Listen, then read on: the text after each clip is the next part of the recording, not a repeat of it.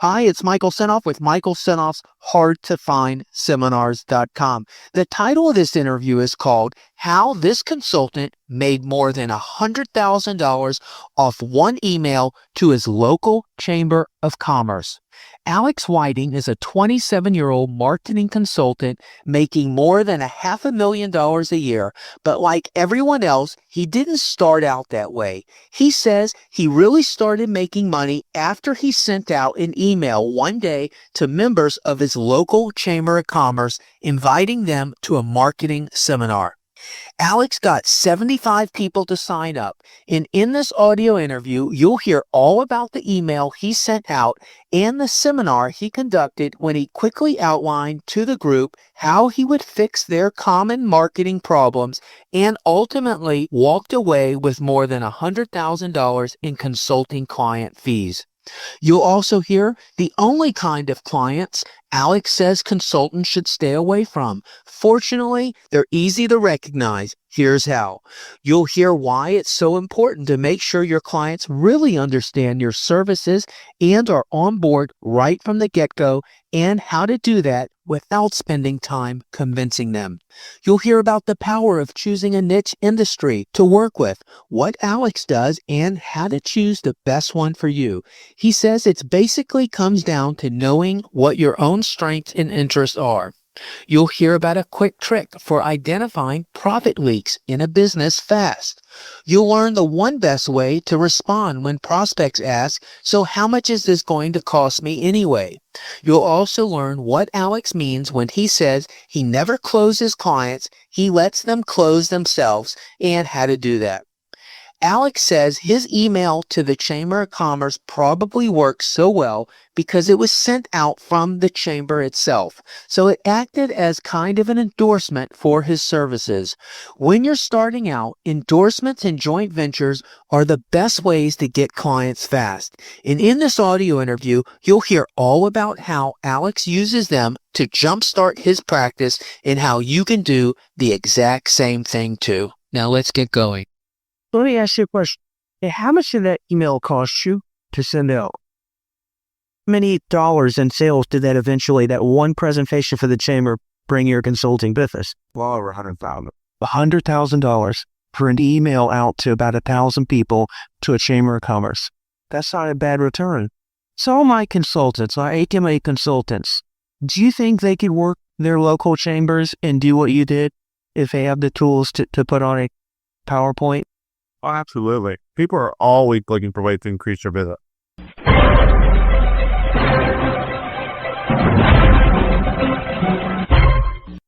Michael, my name is Alex Whiting. I'm a wide to marketing consultant. So, just did everything I learned from this about 2 years ago, and I could become a very successful marketing consultant on my own. But I thought it was keep on coming to your website. I keep on coming across your materials. It seems like you're doing some interesting things. So I think it'd be worthwhile to laugh with you a little bit and just kind of understand what you're up to. And, always nice thing to talk to someone who's in the industry and ideas and the idea what's going on. And we'll keep Devin and I can be working called the we like marketing with Philadelphia. And is this your first experience with consulting? How would you describe yourself? We'd say this is Alex Whiting, a marketing consultant. What do you like to call yourself? A purveyor of profit steroids. A purveyor of profit steroids. Tell me, where are you located and where Pennsylvania? Philadelphia, Pennsylvania. So you've been doing consulting for how many years? And you started very young with software consulting business and then moved in and started learning a little bit about marketing and became interested in marketing. You're working with cars and mortgage brokers. Realtors, and there's actually there other niche industries. How much you would make in consulting with your consulting business? $500,000 a year? Yeah, and that I think to me a lot more than that this year already. We're on track to do more, a lot more. So at this point in my career, I'm making over $1,000 an hour for my time spent on any different given deal. First, you've been doing $1 million? I mean, it really started last year when I learned how to leverage. It was instead of doing business with anyone that came to me, when I started leveraging things that work. So how did you get into all this consulting? Where did it all start? When I was about 18, I started consulting. I actually had a business in high school where I developed software and turned into a consulting business when I was about 18. Started a company when I was 19, and I grew that to a pretty large size. Well, what was the software you were developing? You were in high school at 18? Were you computer nut? I was 16 when I started doing software development for business. Oh, for writing code when you were 4 or something? That's right. I was writing software when I was 4 years old. So I grew up with a computer chip in my head. Did your parents influence you somehow that way? No, I just put to it. You just cooked to it. Okay, so years old, you were writing code. When I was about 8, I wrote a game that was published for Atari called Missile Command. I grew up in a pretty normal family. I actually, around 8th grade, I stopped going to school much and just showed up for test day because I was an expert test taker. I pretty much would just go and do whatever I wanted. And somehow, I think this through my power of persuasion, I got away with it every time. And I went to a private school that was very strict. I did the same thing as soon as I got a car. Bought my own car, bought a BMW from writing software for people. Bought my first car when I was 16. It was a brand new BMW. And I just didn't go to school to for test days. And I could call meetings with all my teachers, explain to them what I expected there. And that was ridiculous, but I got away with everything I wanted my whole life. And didn't do well in the homework grade, so I read homework. Key thing, and you'll find this is believed correct except in everything. I had a very good pattern recognition. And the way I did so well at that, and this is a real critical thing, pattern, right? And this is a critical thing because when you're doing marketing, you have to pick up on the thought and speech patterns of people you're marketing to. So what I would do is I would show up for the first few days of a class, I did the same thing in college, and just get a sense of their thought pattern. And then when I went to take the test, I'd imagine that they're talking to me and they were telling me to answer. Okay. And so that helped you ace the test. So let's apply that to a marketing consultant, or are you getting an account or something related to marketing consultant where people can make a connection? Yeah, I mean, it happens all the time. For example, I market to people who buy things that I've never bought before, and I have no clue really what it's like to buy what they buy. But I may have talked to people that would be in that target market, for example, had some conversations with them. And just from little conversations, I can get a feel for the way they think, and kind of get a feel for their thought patterns, how they would react to certain things, what sequence of messages they need to hear in order to buy. Let's continue. Then talk about the software you developed in high school. I mostly developed chess playing software, and also I developed some network software that I sold under a private agreement to a small business. Older, were you dating knowledge and structuring deals where there was money in it for you? Yeah, I never had considered myself a salesman, and generally when someone asked me about some sort of problem, or if I solve a problem, just by my nature, I like to help people. That I think is a critical aspect of being a consultant, by the way. I love to help people. So what I would do is just start calling them about, hey, have you tried this? Have you considered this? And automatically, because I'm talking about them, I establish myself as an expert, and I win their trust. That's how I sold everything to the date, and that's still how I sell things. You gotta have that strategy, but daybreak because of the strategy preeminent. But you really need to think about who you're dealing with first, and you need to really focus on giving instead of getting. Through my first company, I hired a guy who was a marketing director over at a filmer company that wasn't a competitor. And I just always loved the human mind. Ever I can remember, I'm in love with the human mind, the way humans think. So I've been at in psychology. Anyway, I hired this guy. He taught me a lot of different things. It got me started on that path. You hired him to do consult? I eventually had a software company. That's the one I started in 19. We developed enterprise software. What did it hire him to market the product? Okay, did he do a good job? No, he didn't. He failed miserably. And I think his mistake was the mistake I think that most marketers have when they go to one particular niche to another, that they forget to stop learning. They just assume that everything's the same under every buying situation.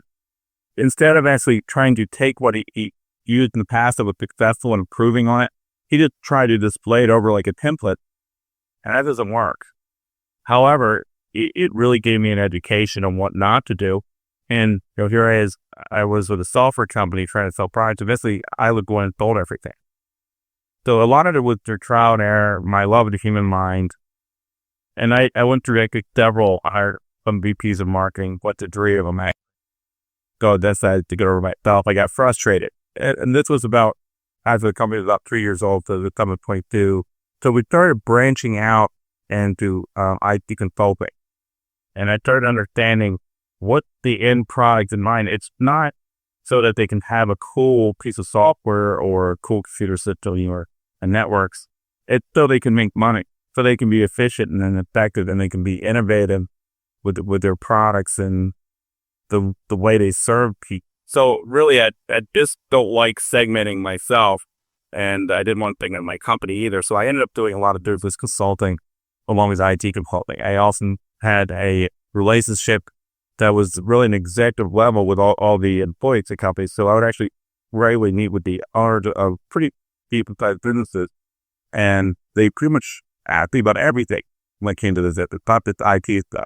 About 2002, I found White's marketing. I knew I really wanted to take the business consulting to a step further and really work with businesses to create more value in a more highly impactful way than just developing software and computer systems. So were you actively looking, or how did you find Y2 marketing? How did that happen? Well, actually, at the time, I was setting up an SEO business, search engine optimization business, because I knew if I really wanted to focus on value, I wanted to do what lawyers do independent thing. If you think about anyone who makes a lot of money, it's because they provide a huge amount of value in return, and they make other people a lot more money. For example, Concrete just pays $20 million a picture. The built-in audience is probably $100 million. He's worth $20 million. Any athlete, you look at it, I mean, they put butts in the seat, they endorse a product. The fact is, the people who make a lot of money, whether it be a real estate agent or a lawyer, but people actually provide value, great access of what they provide, and they're very aware of it, and usually they're doing it on a performance basis. Actors are sent doing things on a performance basis. So are athletes, so are lawyers. Any kind of people who really make a lot of money, they're all working from their own sweat, and that they're pretty much taking a lot of risk that most people aren't willing to take. It actually shall call up Y2. All their facts several times. What did they? It said, make the jump to $350,000 per year to $700,000 per year within the next 18 months. And then they explained, it was a very well-written fact. So it qualified itself as a legitimate business opportunity by saying that we're not going to mislead you. It's hard, and not everyone can do that. We're only looking for certain kind of people. We're looking for people who has at least 3 years of sales experience, at least 3 years of business finance experience, preferably entrepreneurs, people above who've been making over $120,000 a year for the last 3 years. And if they qualify, they give you a sense anyway that they're qualifying people. And that way you kind of create this aura of scarcity, something that people want to get into. I think those are very well written ads. I'm actually thinking about using it as a template for other things I'm doing with the client. It's so good. They've effectively installed over 1,500 consultants using that backslash and at $35,000 a piece. $35,000? That's correct. Wow. Okay. All right, so you got the stacks, and what were you directed to do? How many times did you get it before you called? 3. And then you called a phone number? I called a phone number, and they sent a CD, a previous CD. It was a CD stat, I believe. And it was a very well packaged CD. It had all this great copy on it. And then it directed you to go to a seminar. And I went to the seminar. Did you pay for the CD? No, it's great. When you called with a voicemail, or did you talk to someone? It was actually, I talked to someone. Did they qualify you further? first of all, they need information where to send the CD. Second, to book you to do the seminar. Okay, so you're calling. Did you know we were going to be sent to a seminar, or are you just calling to get a? Oh, and also they give you a password to a website detailing the opportunity, explaining the system. Okay, so you got three things. They took your address, they sent you a PD, they gave you a password and a URL to be directed toward more information, and then they booked you into a seminar that was going to be in a local area. That's right. Right, and so the CD was on the way to you. Did you immediately go online to the site? Yeah. And then how far away was the seminar from the time you talked so? I think it might have been a week out. But and so you read through the website and then you went for the seminar. A lot of people there? Yeah, actually there really wasn't. There's 7 people, and it was a smaller room. It was done in the evening. I believe it was the Thursday evening. And it was done, I believe, after, I think it was at 7 o'clock. It was from 7 to 10. And then after the initial seminar, you booked a appointment with a recruiting agent for the following morning. And then pretty much they try to evaluate them in there. No, we're just sitting up there talking, going.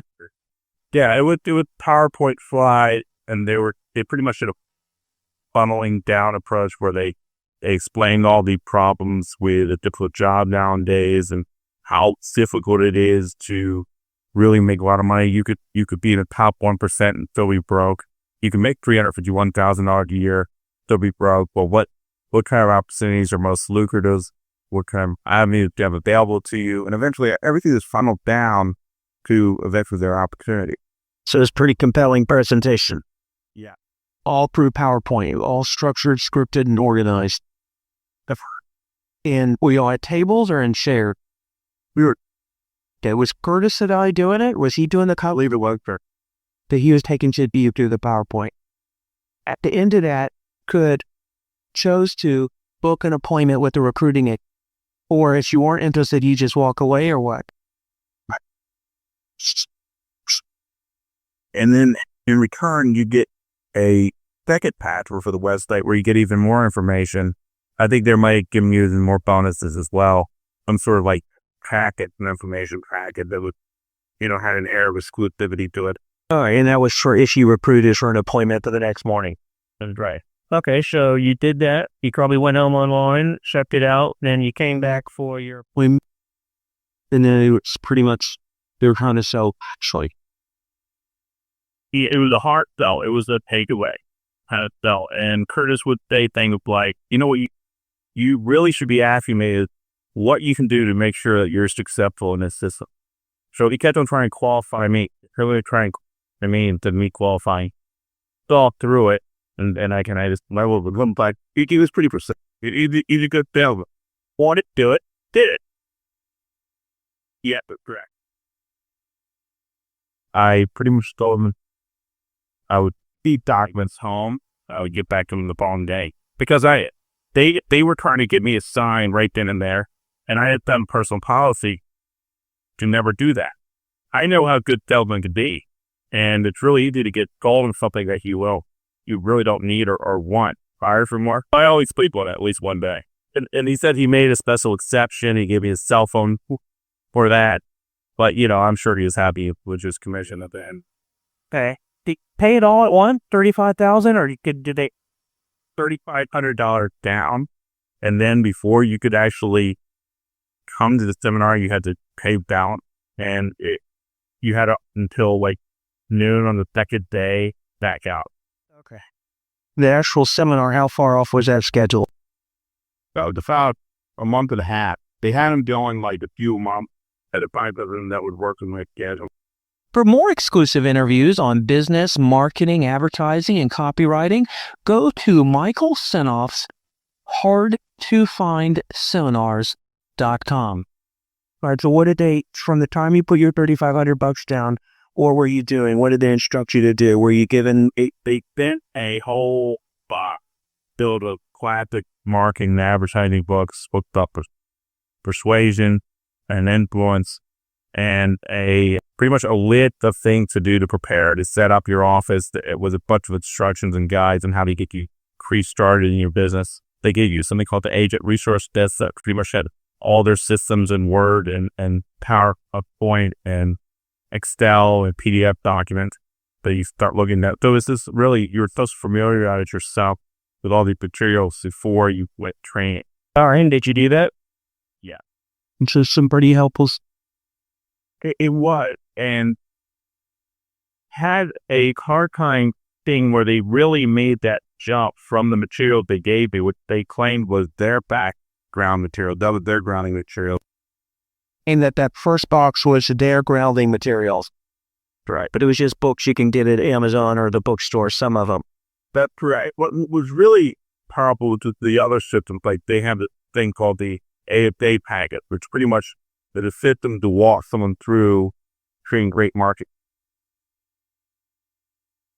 Correct. Articulated sales argument. Them for creating great marketing for clients. That's right. Actually, any kind of written or spoken communication with a prospect or customer. So you were kind of grounded and got from you went to the seminar. Was the seminar local where you were? The actual training seminar was a 5-day seminar down in Dallas. So that was down in Dallas. And so you flew out there and then you went through the seminar and the train. Were you impressed? Well, first day it was. There's a guy by the name of Ed Earl, who was a co-founder of it. He was, I think, pretty charismatic. He obviously had a very big ego, but it kind of was endearing. He was funny. The first day, everyone's all dressed up. The room was packed. Our day was packed with things with 100 people. It was unbelievable. He walked in with a tracksuit and it was tracksuit pants and like a golf shirt tucked into a tracksuit pants with a big honking Rolex on. So before you came, there's another part I left out. You're supposed to listen to these conference calls. The thick aura that had been built up around Ed Earl, and everyone was just kind of like, whoa. And first thing he says is something like, I think you guys are all dressed up, but we don't really care about that. And we like the fact that you guys are all dressed up and we can wear whatever we want. That's pretty much how he broke. Now, how brash he was, and maybe the above all that, it created an aura of that. And what was the first day basically? What did you learn there? The first day was learning about the problem with traditional marketing and advertising and going in depth about writing headline and also developing and understanding your target market, emotional hot buttons, their values. So the first day was more of an overview of everything else we were going to cover more in depth. Did he talk about his experience where he learns a lot of his stuff from? No. He didn't mention he was a Jay Abraham protege? No, he didn't. In fact, he bashed Jay Abraham. He did? Yeah. Well, what did he say? I don't really quite remember, but I think he was saying that he uses a lot of talk and he really couldn't deliver when it came down to it. It was kind of ridiculous. He pretty much referenced all the classic marketing and advertising books that this someday. Didn't give credit to anyone, but that people were that was dead. Okay. You were going over fundamental stuff, probably a lot of stuff in the book, headlines, the problems of advertising. Then the second day you had till 12 o'clock to get your money back. Everyone there were pretty confident they're going to stay the 5 days. Yeah, I mean, you get them building a case. The first day you sold quite a strong case of how much money you make. And by after noon, after the cutoff date, then they switched over to a different presenter. So apparently Ed Earls is too busy to be running, a seminar that he couldn't be making $1 million from. And they put Ed Earls' best friend from high school. This supposedly had a marketing company that you thought this guy was an idiot. You know his names? John something. But he was an idiot. I mean, he pretty much just read his slides verbatim. And during the break, when I asked him a question, he just didn't understand basic questions. He didn't really have an answer. So the end of the second day, it was too late for anyone to get their money back. And then they brought on another presenter and he wasn't too swift, in your opinion. That's right. On Wednesday, he showed up 45 minutes late, and everyone was pretty much waiting for this guy. And he was tired. He only got like a few hours of sleep to pass the crew, like an hour and a half or something. And he was out of it all day. He was the only one that presented. I think Ed Earl showed up for all of an hour, 45 minutes during that day. I mean, people getting, I think so, yeah. It was free ridiculous. Day, and then the fifth day, same guy presenting. Now, the fourth day, Ed Earl took over about halfway through. And then the fifth day, the CEO of Wise Marketing, the other co-founder, Ed Earl was the president, or was, Rich Harshaw, he started talking about pretty much characteristics of a successful person, having a successful mindset, developing disciplinary practice. He showed up with a black eye. He's actually a pretty good guy. He turned up with a black eye to play backs with one of the Regans. So you get a black eye and a knee going over curvature. All right, so you what? You got to pay a certain percentage of your sales to them, right? In the agreement? Yep. The 10% of your gross or whatever you sell, they get. And how are you with that? How are most people with that arrangement? I think people didn't really think much of it. Okay, no big deal. They, in return, they offer support. And now what's the support good? Or is it what they said?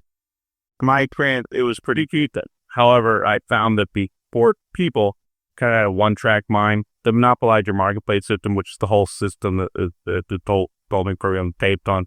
That's all they could think of, monopolize your marketplace. And they believe it's like end all be all. That there's a pervasive attitude that they found the secret to all marketing problems, in that this system is pretty much a gift. I mean, they're all Mormon. And they believe that this system was given to them as a gift from God. And their responsibility to achieve that it is spread throughout the world. I'm not kidding. That's really what they think. Wow. All the people working for the company? Yeah, and especially the CEO, Rich Harshaw, was this great guy. He's a great guy. I think he's a very smart guy. I think there's a lot of merit in my system. However, I think he had kind of tunnel vision. Yeah, I think a little colluded. You get home, gone through the training, you already got the consulting experience. How do you use what you learned? Were you able to use it effectively? What's the first thing you do when you got home? Well, the first thing I did was set up a seminar we were members of the chamber. I joined under Wise Marketing as well for the second membership. Just coincidentally, my other company was the IT consulting company. I already had a slot booked to give a seminar. But the Wise Marketing seminar, I had about 75 people show up. How did you promote the? I did use the lead generator that they use for backblasting and driving people in seminars. And I just had the chamber email that out to. So they kind of email out to all the members. How many members in the chamber are there? 1,000. Okay, so you got 1,000 members, then you got 75. You use the standard tax document to get people to a seminar, and then you got 75 people show up. What day was it on? I think it was day Thursday morning. What kind of seminar were you going to do? Was it a PowerPoint? It was already. Not sure. It was right out of the box. It's something they gave us in training. There? No. Where? Did it? All right, so you're so comfortable now. Before you go on, what's the ultimate goal? Do the PowerPoint in what? The ultimate goal is to try to get them into some sort of service that we offer. And the offerings at the time were consulting, which is one-on-one private consulting, group training, which was called a mastermind system, or fulfillment. Now, I never really wanted to tell people fulfillment services. Well, it described that. What is fulfillment services? Like, you have an ad plate, but we can help you with that. Okay, design and develop it. What are fulfillment services? Selling radio, graphic design, correcting, anything that has to do with marketing that the patent. The what who was set up to do all that? Right, who we getting commission. But I was never ever interested in selling that stuff, and we haven't or anything like that today. You're going to put two options for this group training or the mastermind thing, individual one-on-one consulting. Right, so go ahead. How long is the PowerPoint presentation? The PowerPoint presentation is structured like this. First thing we do is talk about what the MYM system is, what it does, about how it can increase your business 2, 3, 4 times without them putting more money in the RER. Then it goes into the old days of selling, how you could easily get appointments, and now you can't. And the bridge is good marketing. And then we describe why current marketing and advertising is done in the way it's done and why does it work for a typical small mid-sized business. Then we reveal something called the marketing equation, which is kind of a slight altercation of the ADA formula. Then we actually show some example to that, which is some success stories like the marketing had. And at the end, we said, well, you want to monopolize your marketplace? Well, here, 2 paths to monopolization. And from that seminar, we got 5 people signed up for the mastermind group, which was $3,500 a piece. Did they pay right then or just eventually? Within a week. Okay, $3,500 a piece. What did they get with that mastermind group? Mastermind group was basically quite the month course that lasted 2 hours every class for 6 months, whereby we would actually lead them through the whole monopolized marketplace system. We eventually put 12 people into that, all different companies. On that one seminar at the chamber? Well, we also went to our warm list and started marketing for our warm list. He had 12 at $3,500, and that was a 12-month?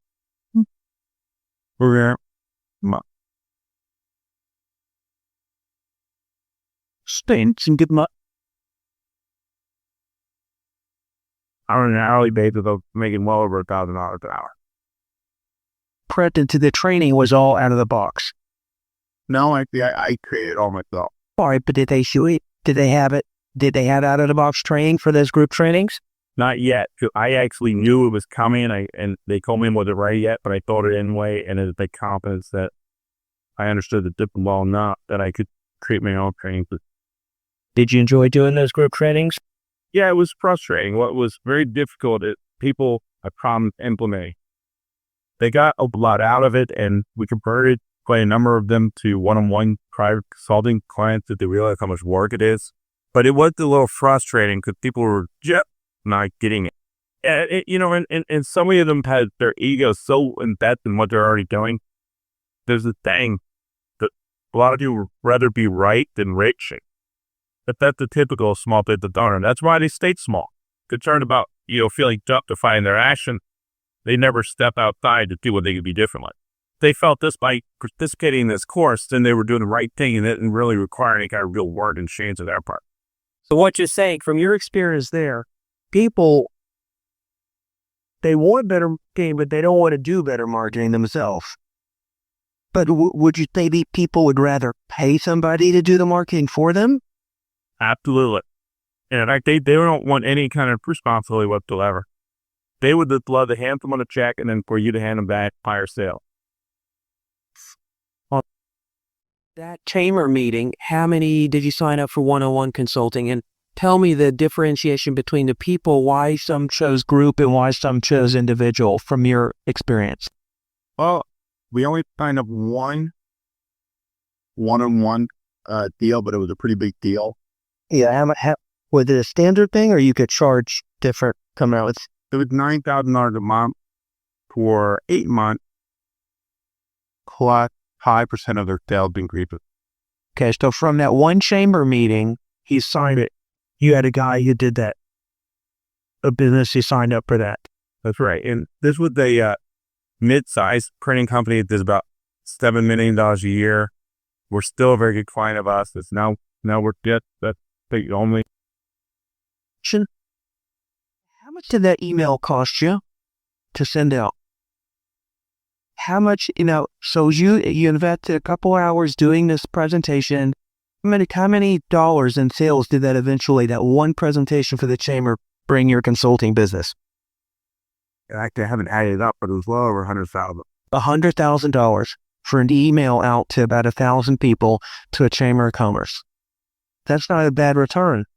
But I'm just very comfortable doing consulting. A lot of people who were sold on the system were in their 40s, sometimes in their 50s, even in their 60s, and they spent all their whole career doing something completely different than consulting. They never worked for themselves. I always worked. They're not very entrepreneurial. A lot of them were engineers and didn't really have very good people skills. So I think that they were a little too promiscuous and offering the training and the consulting program to certain people. I just don't think that certain people were cut out for it. Do any more promotions for any more presentations, or did you just those that you had generated from the first chamber meeting? Were you continuing to do marketing, or were you working with the client in the group mastermind presentation for a while? Well, we got busy pretty quick, but we did a second seminar in a hotel where we did do the back blast and got about 100 businesses in there. So you did back blast, that they gave you the art and everything, and you faxed it out to what? We could out do any business number we had access. They did, I think, sent out about 3,000 faxes. In the delivery call for what? Free seminar, or they have to pay? It was for a free seminar and $288 that they sent for the proposal, that did for showing up. And when would it go? In the morning? Morning from 8 to noon. 100 businesses show up. That's right. Did you use the standard PowerPoint like you did at the chamber? No, this was a 4-hour thing. Oh, 4 hour. The power. Well, the one at the chamber was 1 hour. The PowerPoint that we did for when we put on a seminar completely by ourselves was 4 hours. And how much of it was PowerPoint? What was this? How did this differentiate from the initial 1 hour one? Well, it was much more in depth. We actually had them go through parts of the system right there and the seminars. And we actually get them hot feet, they would call it. I believe we just call it flash consulting, right there in front of the group. And People seem to like those. yeah, absolutely. So people would get up in the front of the room and they talk about their business, and you or the whole group would try and fix their problems. Actually, I would pretty much try to pick the problem. But what I would do, for example, let's just say if someone is a roofer and they want to know how to create a marketing kit that's going to effectively get people to call him before they're his competitor. So what we do is, say, look, let's take a poll. So we would survey the group. Anyone here ever had a roof replaced? And maybe 10 people have. And okay, what are your experiences? What were you concerned? What was your buying process? Your selection process and liking a roofer. Explain to me 10 frustrations that you've had. So basically coaching the businesses on the fact that the ultimate answer is in finding out how to market to someone is not a marketing guru. It's actually the prospect themselves, and really learning how to survey and add and focus on your target market. Okay. How did you like doing the 4 hour presentation? You're listening to an exclusive interview found on Michael Senoff's hardtofindseminars.com. Well, it was difficult. Because at this point I started seeing the problems with MIM system. The MIM system, really the whole presentation is about advertising. All right. And really, I think it's because there's several things. They're going to create a system that is the ultimate system for marketing. I think it has to be just a portion of the marketing spectrum, not the whole pie. So they focused on advertising and they really called it defined setup. People who are already advertising, people who we could easily go to change their advertisement and then boom, make them a lot of money. 3 ways to grow a business. Talk about 3 ways to make their advertising better. Then advertising is just a small part of the marketing umbrella. That's right. So there was really nothing else other than improving results in advertising. It was about their messaging too, that in terms of creating, we did show them how to create an elevator pitch, but really wasn't comprehensive. It didn't talk about pillars, counter and non-counter philosophy. It didn't talk about optimizing what you're already doing. Where were these frustrations coming out? Because people in there maybe weren't doing advertising, or what? Well, yeah, some people are like, oh, we don't do yellow page advertising, or we don't do advertising. Because the seminar to learn the newest, the most effective marketing, advertising, and sales techniques of the headline. And so we talked about some more pure marketing and sales stuff, but it really is around advertising. All right, that became apparent during that 4-hour presentation. So what is relevant for them? Right. And even though technically they could have taken that information and really used it, say, in a sales letter or what they say to a client in a sales pitch, put together a report, they didn't see the application of that information. That was frustrating. Anything else?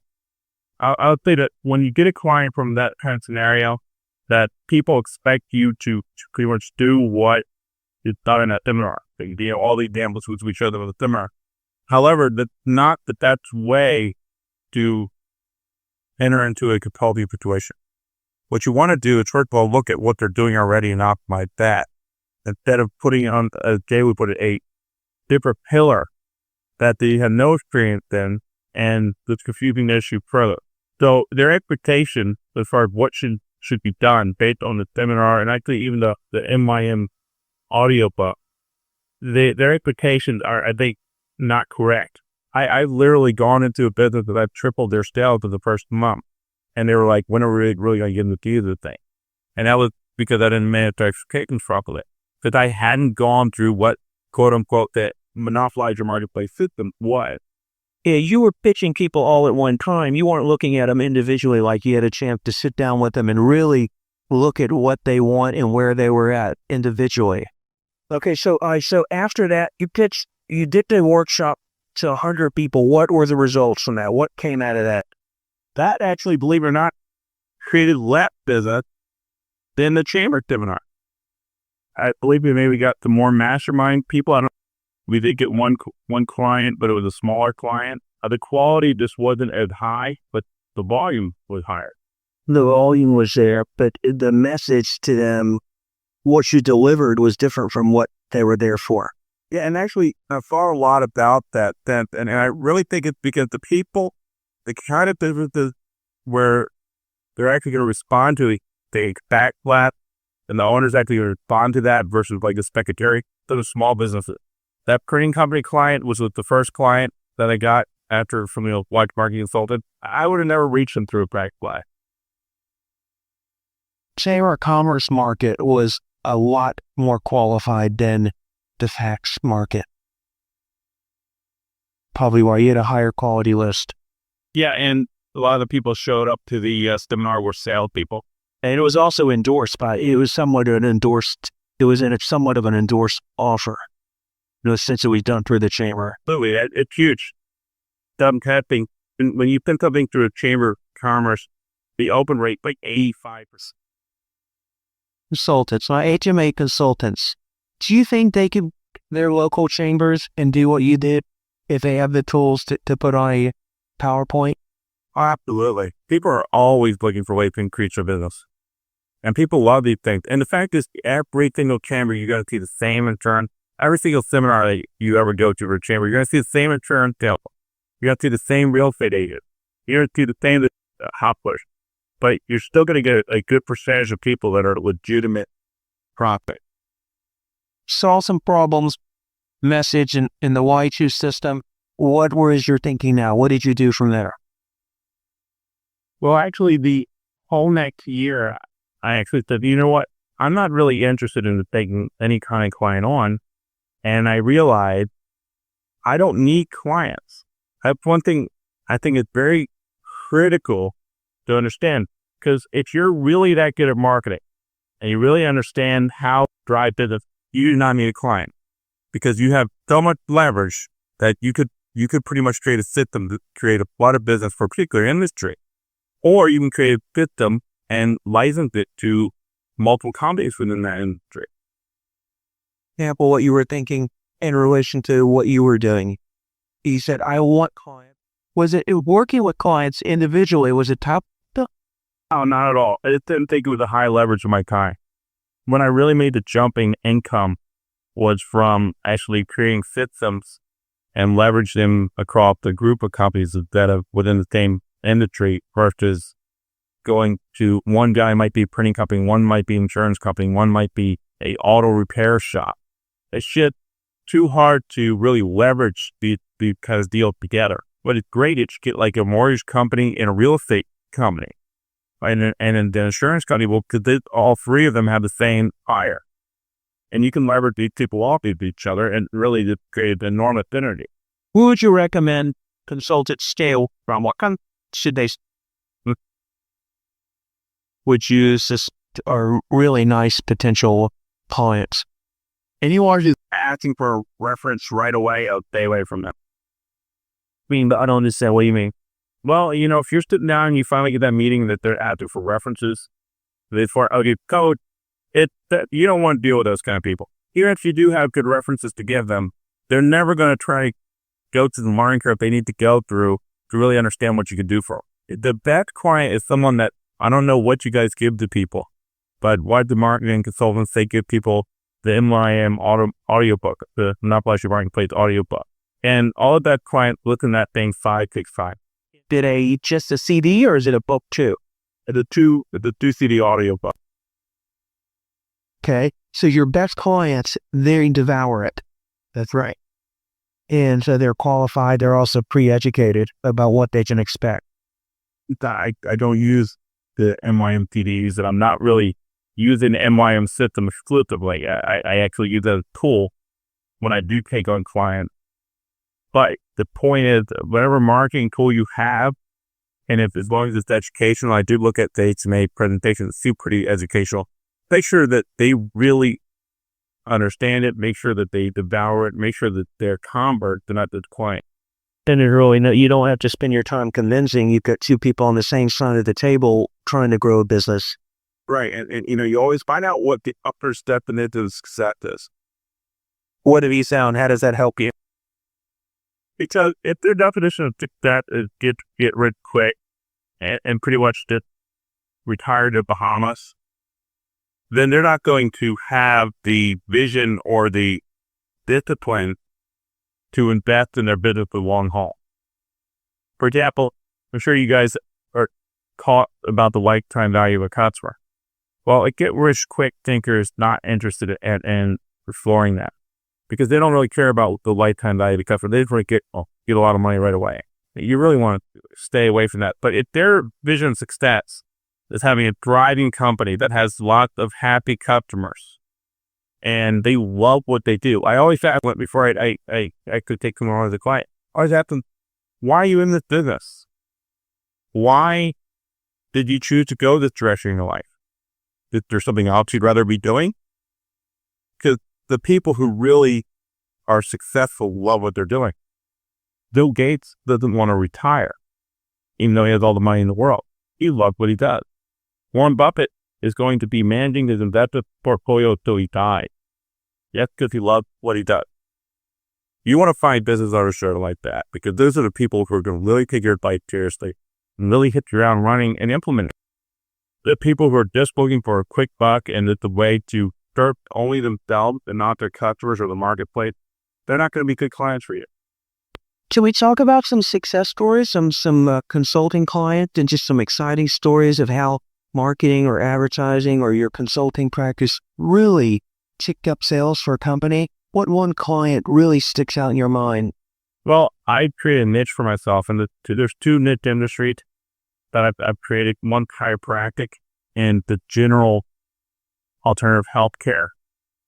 The second is mortgage and real estate. Now, I know there's other people in that niche market. Even if there's 4 or 5 other players, is there still plenty of room for it? Yeah, absolutely. Because the fact is, there's people who sell marketing systems for just about any kind of industry you can think of. And a lot of my clients have already seen this stuff. These marketing systems, but they want someone to go and customize a system for exactly for them. To the same thing we talked about earlier. People don't want content. They don't want systems. They want someone to do it for them, right? If they want someone to work with them, hold their hand, someone they can hold accountable. Someone that they know has their best interest in heart. So what you were offering was different than just an information product on how to grow your chiropractic business. Right. Let's talk about the importance. You mentioned 2 niche industries. Now let's talk about the importance of niching yourself in a certain area as a consultant compared to being a general business growth strategist or marketing consultant for anyone and everyone. Are you better off with a niche? Absolutely. Why? But one, you can leverage your time much more effectively. You don't have to recreate the wheel every single time. However, before you get into a niche, I do recommend that you consult with multiple businesses just so you can get a flavor of different scenario. Because one of the most powerful things you can do is pick something that works in another industry and apply it to a completely unrelated industry. It really gives you a lot of leverage. It's funnel thinking. So it's really helpful. And honestly, even though those are my niches, I still take on random businesses, the people I like that I meet that I really want to help. And that's only maybe 20 to 30% of my practice, but it helps keep me sharp and help keep my skills honed and refined, and it helped me develop better system and in my niche industry. All right, so what are you doing with the chiropractic industry? Well, for example, what I do is there's several different ways to get into a chiropractor, but it generally, I use 3 to 4 different methods to really get them as clients. But it all revolves around giving them service and giving them free advice. But once you get in, the first thing I do is I look at what they're doing. First thing you do is you look at what they're doing. Yeah, and then I identify what I call profit leak. Ooh, what kind of lead generation do you use? What kind of piece do you get to get in front of them before you're able to look at their profit leaks? What's working for you? That's the cool thing about chiropractors. I can walk in and it's act like a interested patient. I'll say something like, oddly enough, I'm a marketing consultant and I was just doing some research for my client here, and you seem to have a pretty good operation, and I have a lot of information I can share with you about your competitors, the wide body of research about your competitors, about what they're doing, and about market trends. If you want, I can talk to you about it. And I'd never had anyone say no yet. They love to know what their competitors are doing. That's right. And then we said, look, I don't really have time now. I'll come back when you have some time, maybe before or after patients start coming in. Usually you want to catch them before patients come in. And you sit down and you talk to them about it. And you explain to them the problem, and you get a feel for what their personality is like. You want someone that's going to implement. And that's really what I'm trying to get a feel for. Why they're doing chiropractic. Do they have a passion? Are they interested in expanding their customers' buying pattern? Or are they kind of have a narrow-minded view of what they do? So I really work on, because I also work on the innovation side of their business and really service the offering about where they are in the minds of the 80% of the people out there that don't like chiropractic.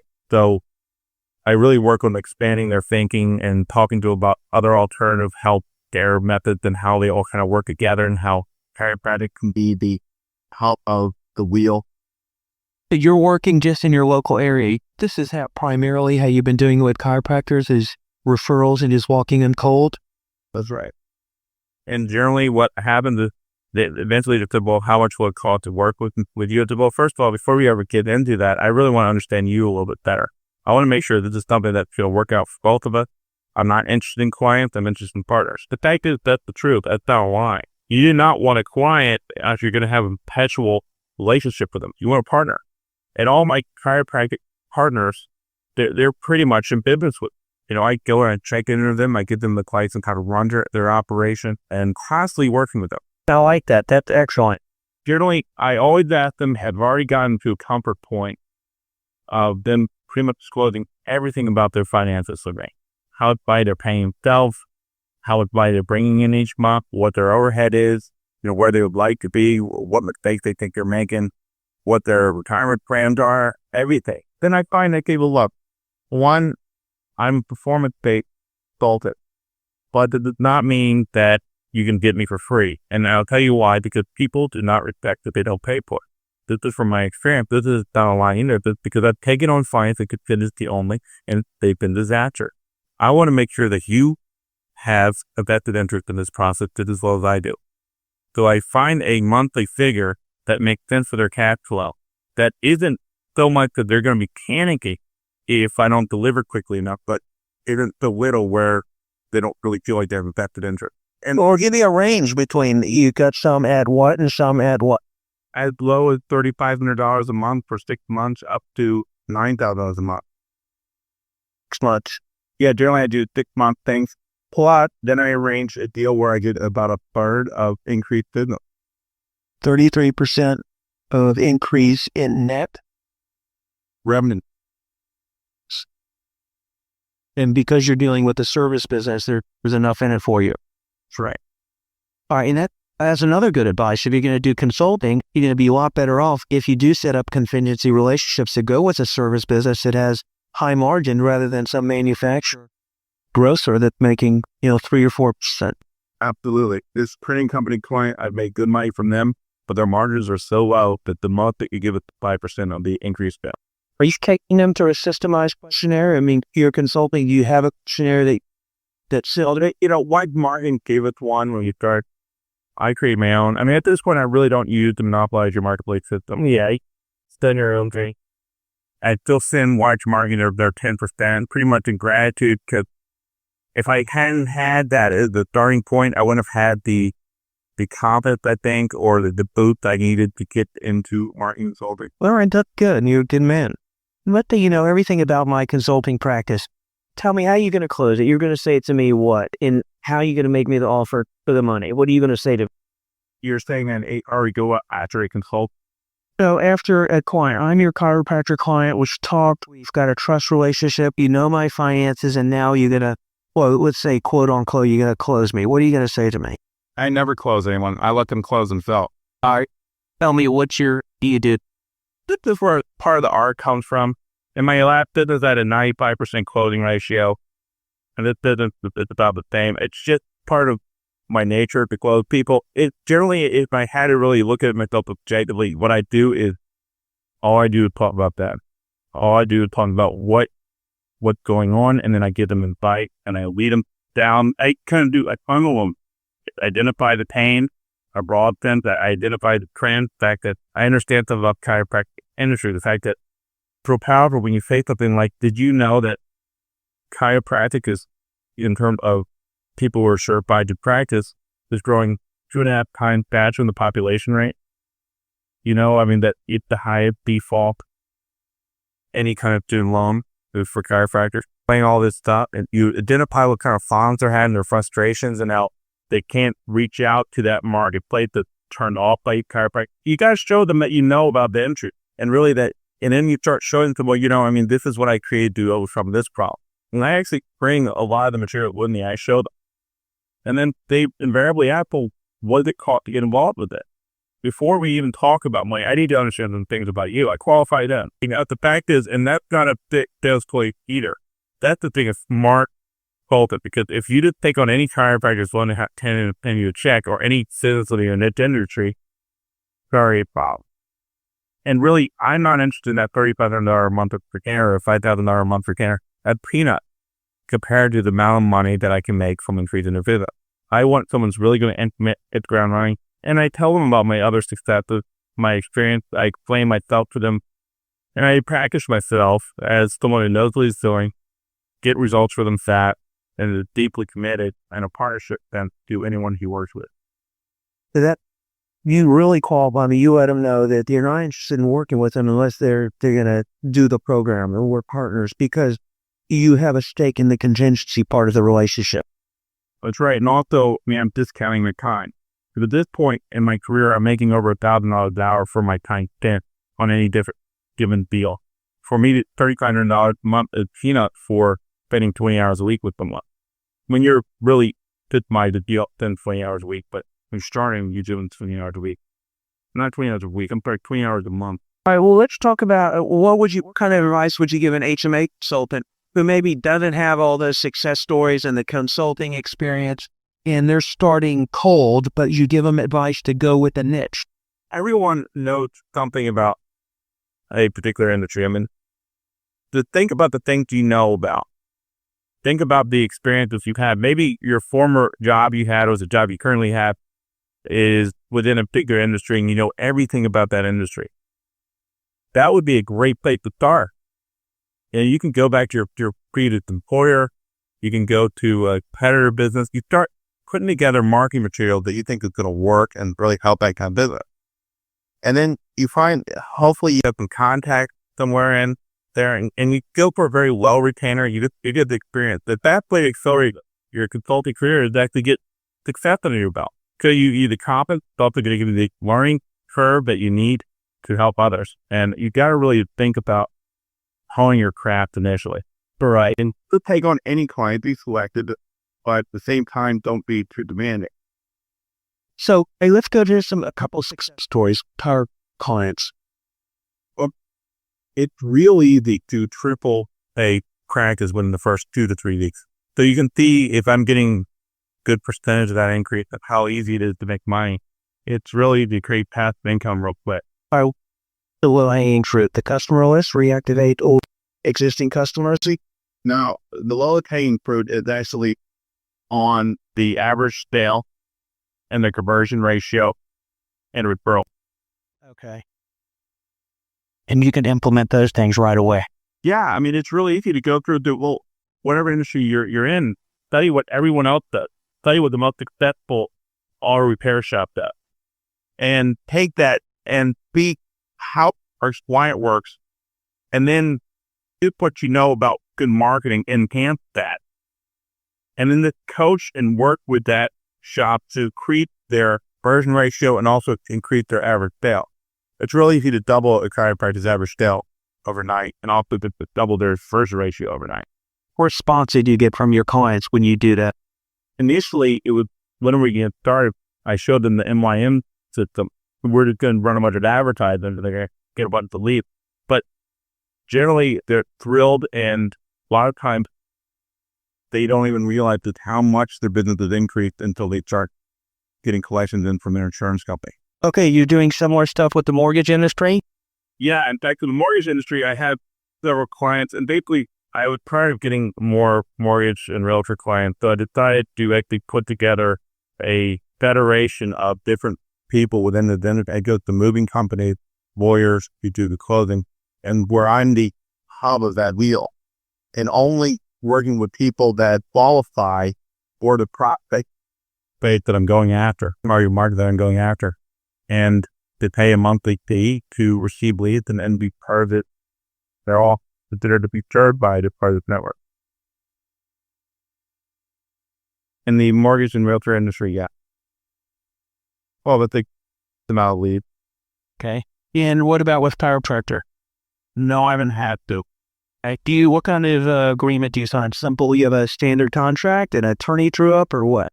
This is the key. The first month, I always kind of doing a handshake and see how well we work together.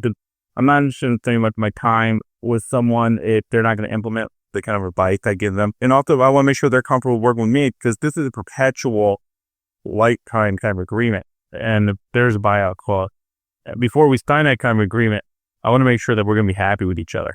Before you get married, let's date a little bit. Then I move them into a perpetual agreement, and they don't have to buy me out after the first year. And the key is the first month, I make sure that they get results. I make sure that they get results right away so that they're comfortable entering into that kind of relationship with me. I'm completely result-oriented to begin with, but even more so during the first month. They have to see a return on that retainer investment right away. Have you had anyone buy you out? Yeah. no, because I haven't had them morning. Is working with the chiropractor, is that something you've started implementing the last few months? Here.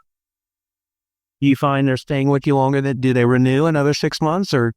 There is no renewal. Oh, it is perpetual. Try it's a 6 months retainer. What happens in month 7? More retainer or no? No retainer, and the straight tendency of that. I gotcha. But you're not seeing them near as much. The systems are in place. That's right. That's not true. I do see them at least an hour or two a week. I'm constantly looking ways to increase their business, and I take that information that I apply to other people with my industry. How full is your schedule? You pretty busy, or Yeah, extremely. you're extremely busy? Yeah. All right, you got any other exciting success stories you want to talk about? Anything specific that you like to share? Yeah, I've had a lot of successes, and one of the things is you can make a lot of money in this industry, and the easiest thing to do is every monumental overnight that comes from not trying to implement something new, but from that's optimizing what they already had. For example, the printing company, the first client I ever got, I've had for several years now. Initially, we tried to implement the NYM system. It did pay for itself. It paid for the retainer, but it didn't really get the monumental success they thought.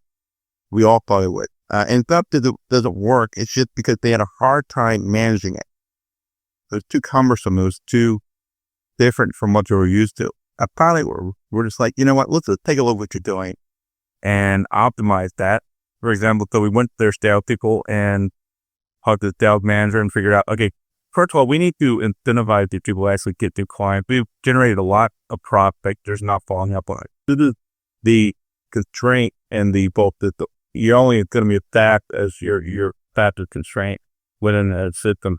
And let's tweak this, let's change your commission structure right there at 35% increase in sales in 2 months. So that's the kind of thing that you could do. And that's one thing I was impressed about with your system is the fact that you guys are focusing initially on what they're already doing and optimizing it. You're going to get your biggest windfall from that, not from implementing something new. And one of the things is, as a marketing consultant, it's really easy to get enamored with these ideas of making a lot of money. You certainly can. But if you don't really love the human mind and you don't really love what you're doing, your chances of success go down dramatically. If you don't have passion for marketing, again, you're not going to be able to get the result that you could. It's like passion is an intelligent amplifier. What are some tools and some systems that you've put in place, whether it's software or anything within your office that you're able to leverage your time now that you're getting busier? I mean, I know I am, and I'm constantly looking for ways to, if I could just finally got something that eliminates all my spam. I mean, you know how much time it takes to go through your spam. And any neat systems that you use, any tools that you use within your business that help give you an edge? Well, actually, I reduced the number of tools to You can imagine I'm a gadget guy. I grew up on computer. Everything I do with digital for so long.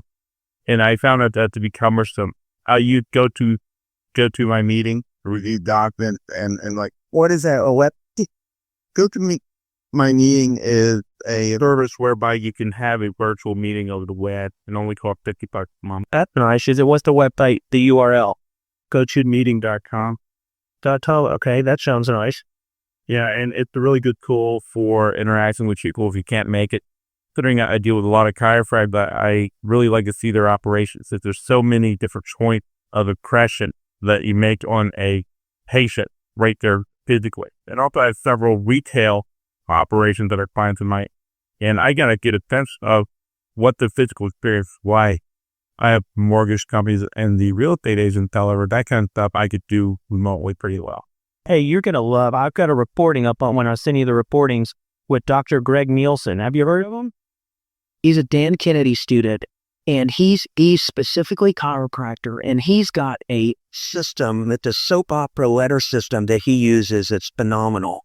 Yeah, you'll hear the reporting and how one of his letters, and he felt but I did an interview with him on his chiropractic business. Actually, the reporting I have in the university section, I did cut a lot of the history out about how he works with patients, but I do have the full version of that. I think that'll be particularly perfect for you to listen to. I'll give you the unedited version where you can hear his system operating a chiropractic business, very successful in a very, very small town using a system of soap opera letters. It's phenomenal. Do that. And this kind of leads into another piece of advice I could give you a consultant that never think that you have all the answers.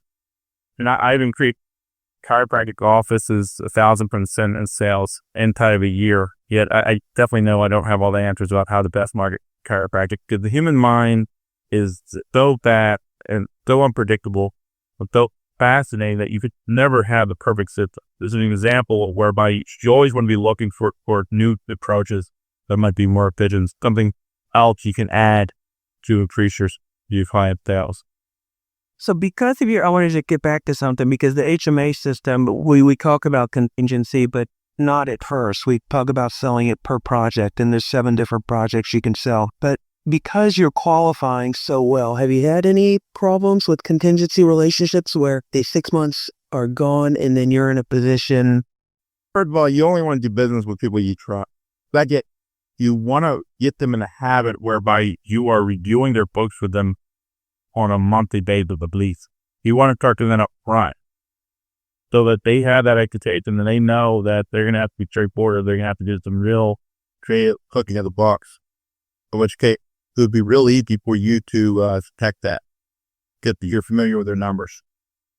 The first time you review their books, right before I signed the big agreement. do they have an accountant that they'll refer you to, or they usually do it themselves, or what? It really depends on who I had to talk to the account you want. Just some people still don't know, but generally most chiropractors know what they're doing.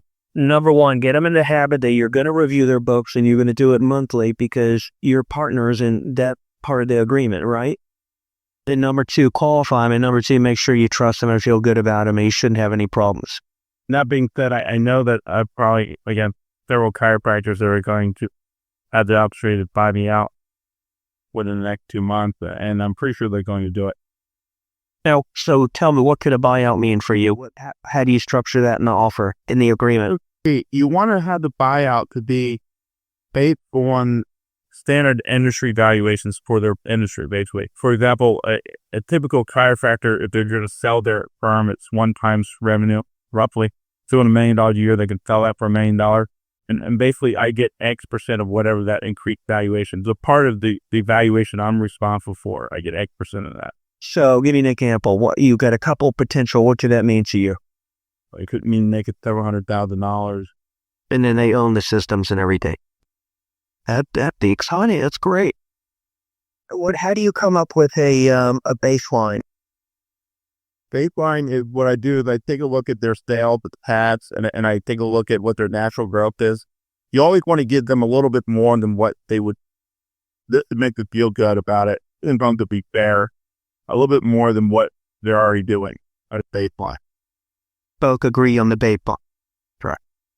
Been great. I'm just sure we could sit here and talk for hours. I really appreciate you taking the time, giving a lot of great insight. I really appreciate it. To all the HMA consultants that wish it greatest of luck, remember to follow your own definitions because of someone else. That's the end of our consulting interview with Alex Whiting. I hope it's been helpful. And for more great marketing consulting how-to interviews, go to www.myfirsthmaclient.com. That's www.myfirsthmaclient.com.